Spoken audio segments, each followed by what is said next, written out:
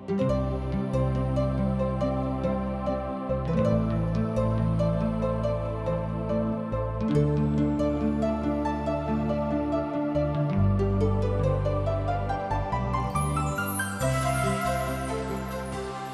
सब TWR India से प्रसारित कार्यक्रम जिंदगी के राह देखतनी। ई एगो सोचल विचारल ढंग से बाइबल की पुस्तकन का अध्ययन हवे। एक कार्यक्रम का उद्देश्य है कि संसार के बनावे वाले परमेश्वर की उद्देश्य के जानी और उनके इच्छा के अनुसार चल सकें।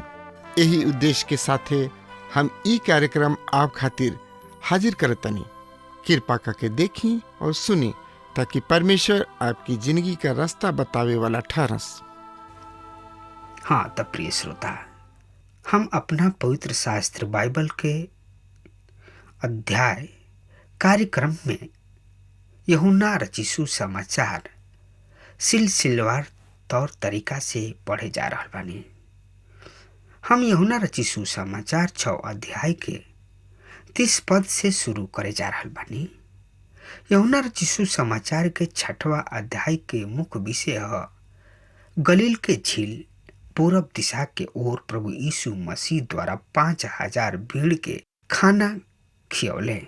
वही के अनुसार प्रभु यीशु के प्रवचन जौना के विषय है जिंदगी के रोटी। प्रभु यीशु उस भीड़ के जौन की उनका पीछे पीछे घूमत रहे कि खाना खाए के मिले। यहाँ बतावल गइल बा कि नाश होखे वाला भोजन खातिर मेहनत मजदूरी मत कर, पर ओह भोजन खातिर मेहनत कर जेकरा ऊपर स्वर्गीय बाबू के छाप तथा मोहर लागल होखे। और ई भोजन अनंत जिंदगी खातिर हमेशा बनल रही। ई जिंदगी आदमी के बेटा अर्थात प्रभु यीशु मसीह तोहनी लोग के दिहे। और आज हम एकरे बारे में पढ़े जा रहा बानी। तरुआ हमारा संगे आपन पवित्र शास्त्र बाइबल निकाल ली। यूहन्ना रचिसु समाचार 6 अध्याय 28 पद से लेके 31 पद में यह तरी से लिखल बा। सुनी ध्यान से, हम पढ़ रहा बानी। ऐसे उन्हीं के उनका से कहले सा, फिर तो कौन चिन्ह देखावेला कि हम देखी कि द्वारा पर विश्वास करी। तू कौन कार्य करेला? हमने के पुरनिया सब जंगल में मन्ना खइले, जैसे कि लिखल बा वो उन्हीं के खाए खातिर सड़क से रोटी दिहले। प्रिय श्रोता, उन्हीं के अबही तक संसारिक खाना के बारे में सोच रहल बाड़े सा। मन्ना के द्वारा उन्हीं के निर्जन प्रदेश में देह धाजा से स्वस्थ और जिंदगी प्राप्त भइल रहे। पर प्रभु यीशु मसीह ए जंगल ऐसन संसार में आत्मिक जिंदगी दिहले। तरुआ खाली औरी आपन पवित्र शास्त्र बाइबल खोल ली। यूहन्ना रचिसु समाचार 6 अध्याय 32 पद से लेके 34 पद में एह तरी से लिखल बा। सुनी, उंघाई मत, ध्यान से सुनी। ऐसे यीशु ओहनी लोग से कहले, हम तोहनी लोग से सच कहतानी कि मूसा तोहनी लोग के ऊ रोटी ना दिहले जौन की सड़क के रहे, पर हमार स्वर्गीय बाबू ही बाणे जौन की सड़क से तोहरा के सचहू के रोटी देले। काहे कि परमेश्वर के रोटी ऊ ह जौन की सड़क से उतरले और ई जगत के जिंदगी देले। ऐसे लोग प्रभु यीशु से कहले, प्रभु हमने के हरदम रोटी उहे दिहल करी। यीशु ओहनी से कहले, जिंदगी के रोटी हम ही हई। जे हमरा किने आवेला ऊ कबहू भूखा ना होला, और उहे हमरा पर विश्वास करेला ऊ कबहू प्यासा ना होला। श्रोता, ई ओइसने जवाब ह जौन की ऊ सामरी औरत प्रभु यीशु मसीह के देले रहे। महोदय, ई पानी हमरो के भी द, जौना से कि हम कबहू पियासी ना, ना ही हम पानी भरे खातिर इनार पर आवे के पड़ो। इ लोग कह रहल बाड़े, प्रभु इ रोटी हमनी के हरदम तथा सर्वदा खातिर दिहल कर। प्रभु यीशु यह लोगन के इस शारीरिक भोजन से हटा के आत्मिक भोजन के ओर ले जाए में बहुत समय खर्च करे के पड़ल। और ज्यादा जानकारी खातिर रुआ हमरा संगे पढ़त चलत चली। तो रुआ हमरा संगे यूहन्ना रचित सुसमाचार 6 अध्याय 35 पद में एह तरह से लिखल बा, सुनी। यीशु ओहनी से कहले, जिंदगी के रोटी हम ही हई। जे हमरा किने आई भूखा ना होई, और जे हमरा पर विश्वास करेला उ कबहू पियासी ना। श्रोता, प्रभु यीशु बता रहल बाड़े कि मन्ना एगो सर्वोत्तम शारीरिक भोजन रहे, पर हम आत्मिक रोटी हई। जे हमरा किने आवेला उ भूखा ना जाला, ना ही ओकरा भूख लागेला, और जे हमरा पर विश्वास करेला कबहू पियासल ना। श्रोता, प्रभु यीशु मसीह उ हमें जौन की सड़क से आइल बाड़े। उ अपना प्राण के समाप्त जगत तथा मानव जाति खातिर दे दिले कि संसार के जिंदगी मिल सको। ई जिंदगी पापी आदमी के उद्धार ह। ई मोक्ष मुक्ति सड़क से आइल बा, पृथ्वी से ना। ई मोक्ष मुक्ति ऊपर से आइल बा। ई परमेश्वर के कार्यक्रम ह, आदमी के ना। श्रोता, एकरा बारे में और ज्यादा जानकारी खातिर रुआ यूहन्ना रचित सुसमाचार 6 अध्याय 36 और 35 पद में एह तरी से लिखल बा। पर हम तोहनी लोग से कहले रहूं कि तोहनी लोग हमरा के देख ले बाड़ा, फिर भी विश्वास ना करेला। उ सब जवन की स्वर्गीय बापू हमरा के दिले हमरा किने आई हैं, और जे हमरा किने आई हम निश्चय ही उनका के निकालब। प्रिय श्रोता, प्रभु जी कह रहल बाणे, तोहरा के रोटी चाही, हम जिंदगी के रोटी हई। तोहनी लोग हमरा के देख के भी विश्वास ना कइला, पर विश्वास ना करेला लोग। 37वां पद विवादग्रस्त पद है। यह पद में परमेश्वर के चुनाव तथा आदमी के स्वतंत्र इच्छा दोनों के देखल जा सकेला। ऐसे ऐसन बहुत ही लोग बाणे जौन की इनकर गलत व्याख्या कर बैठेला लोग, पर हमनी के एकरा के समझे के प्रयास करे के चाही। अब सब स्वर्गीय बाबू हमनी के देले हमरा किने आई। ई एगो चुनाव ह, और एकर दूसरा भाग ह। जे केहू प्रभु यीशु किने आई उ निश्चय ही भर दी है। ई स्वतंत्र इच्छा ह। मित्र, परमेश्वर पिता आदमी के प्रभु यीशु मसीह के देले, पर आदमी के प्रभु यीशु मसीह के पास खुद आवे के बा। हम नइखी जानत कि स्वर्ग में परमेश्वर के चुनाव कौना तरी कार्य करेला, पर हम जरूर जानतानी कि परमेश्वर हमनी के स्वतंत्र इच्छा प्रदान कइले बाड़े। हमनी के खुद एकर उपयोग करे के बा।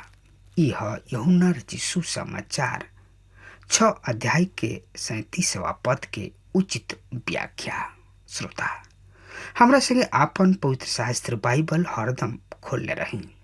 यूहन्ना रचित सुसमाचार 6 अध्याय 38 पद से लेके 40 पद तक रहुआ हमरा संगे अपना पवित्र शास्त्र बाइबल में देखत चली।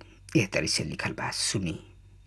काहे कि हम आपन इच्छा ना, पर अपना भेजे वाला के इच्छा पूरा करे खातिर सड़क से उतर के आइल बानी। जे हमरा के भेजले बा उनकर इच्छा ई ह कि एगो आदमी जौन की बेटा के देखले और उनका ऊपर विश्वास करेला उ अनंत जिंदगी पाई, और हम खुद अंतिम दिन में उनका के जिंदा उठाई। प्रिय श्रोता, प्रभु यीशु 100 भेड़न के 99 ना होके देले।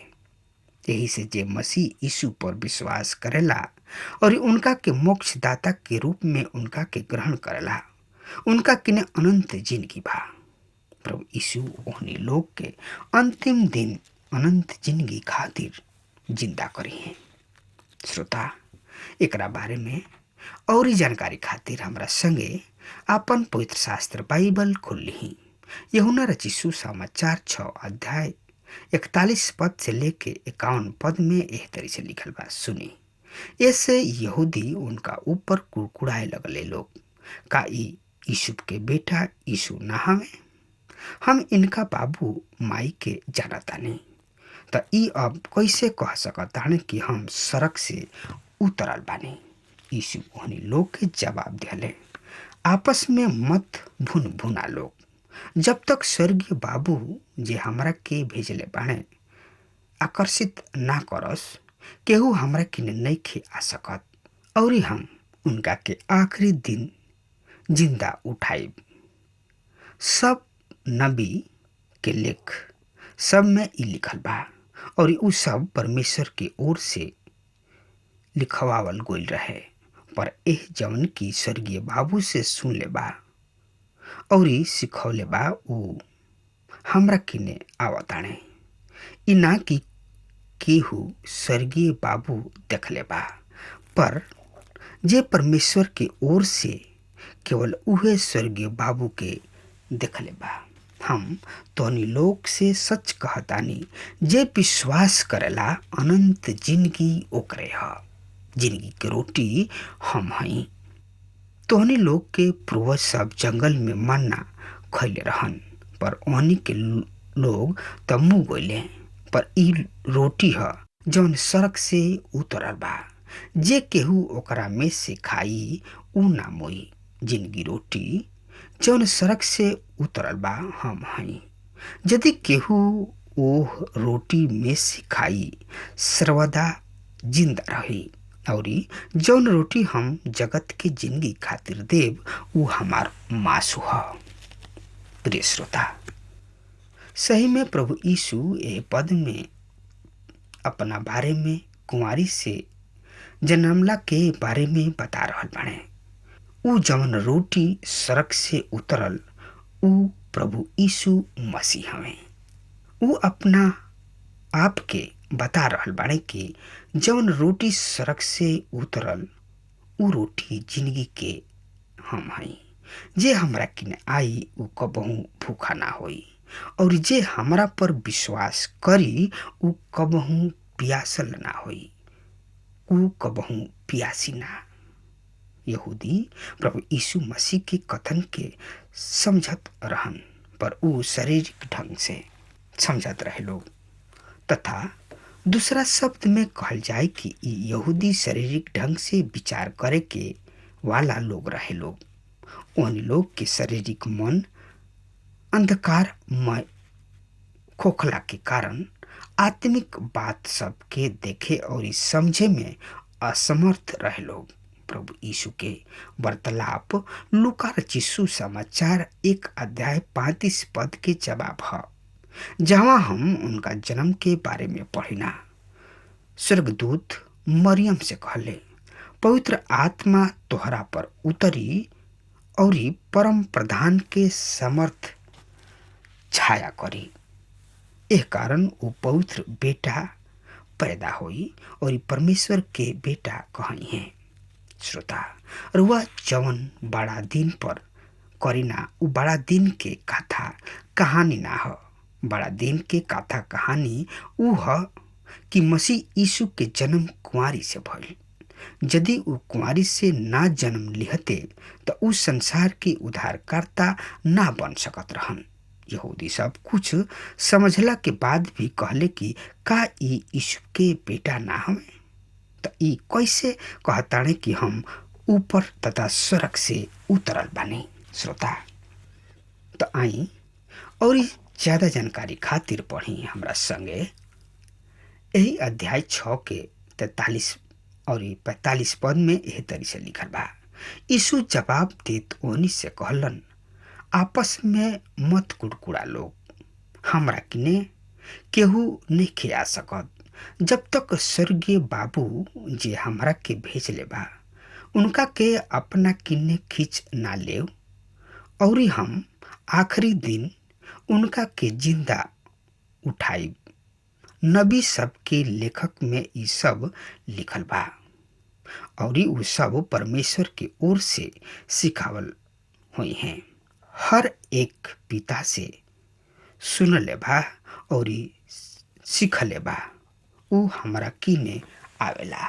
प्रिय श्रोता, ये दिव्य चुनाव है।